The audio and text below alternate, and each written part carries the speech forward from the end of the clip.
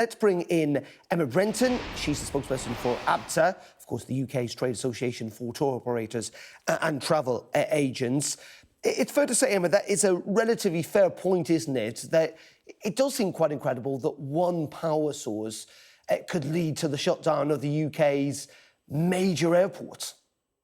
Well, clearly there are going to be some questions to ask and also answer in response to these situations today. I think what our members will be focused on, so they're the travel agents and the tour operators, is figuring out who should have been travelling today and what's going to happen to their holiday. You know, as you've been saying, it's caused a huge amount of disruption and disappointment. But what we do have is clarity that there will be no flights leaving or arriving into Heathrow today. And just on that point, Emma, just talk us through, if you were due to travel today, what should you do? What's the impact on yourself, and what's the advice, effectively? What rights do you have, if you like?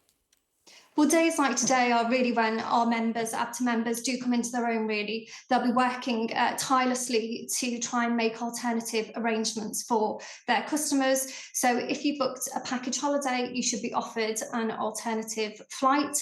If they can't find you an alternative flight, it might be that you're offered an alternative holiday at a later date. And if neither of those options are available, then you'll be entitled to, possibly entitled to a refund for the cost of that package holiday. And that really shows the strength of the package holiday regulations that are in place. Our members will be working to try and make alternative arrangements for people. If you booked flights, then it will depend on kind of like what you've booked and who you've booked with as well. So if you booked with a UK airline and you were due to depart today or return today, then you'd definitely be entitled to either to be offered an alternative flight in the coming days, or also a refund instead. But if you're in a situation where you've booked everything independently and you've taken a refund for your flight, then you're going to have to look at what the terms and conditions are for everything else that you booked, so your hotel accommodation. Also worth checking your travel insurance as well to see what there might be, whether there's cover under that as well. And Emma, you kind of touched upon it there, is that at least the people who were due to travel today, and I'm sure it's not great in many regards, that at least they know they can't, but we're told that this disruption could last for days, and that means lots of uncertainty for tens of thousands of other passengers who may be due to travel this weekend.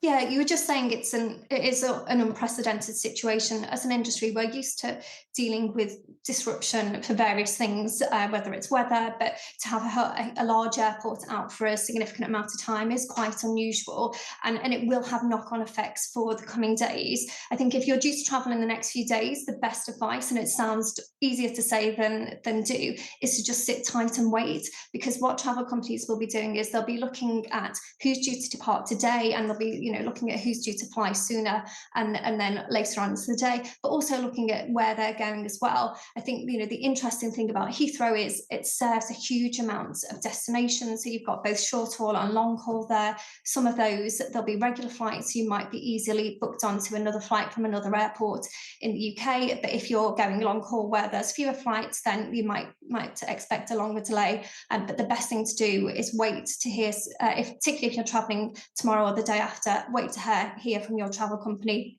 because as you can imagine, they're going to be focusing on the people who were due to travel today. Yeah, and just very finally, Emma, you talk to your members a lot. This has clearly had an impact. It's not ideal. It's far from ideal for many of them. Will they kind of be a bit disappointed, frankly, with Heathrow? I think, as I've just talked about, the fact that it's reliant on one substation, it's shut an entire airport, caused major disruption.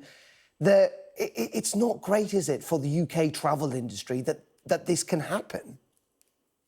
I think, we don't want to see any type of disruption, whatever might be the cause. Ideally, people will be able to travel as planned. I think there will be some sort of questions to ask to understand a bit more about the setup and the circumstances around this. But as I said, I think what is probably helpful for a lot of our members today is they've got that clarity of the time frame, because often in situations where there is disruption, sometimes it's happening on a rolling basis, and it's really difficult to manage expectations of what might happen if your flights if there's problems in the morning and your flight's due to go out in the afternoon. So they've got that clarity, they know what they can work to, and it's hugely disappointing for customers, but it gives a bit more of a window to be able to manage the situation, for at least today anyway.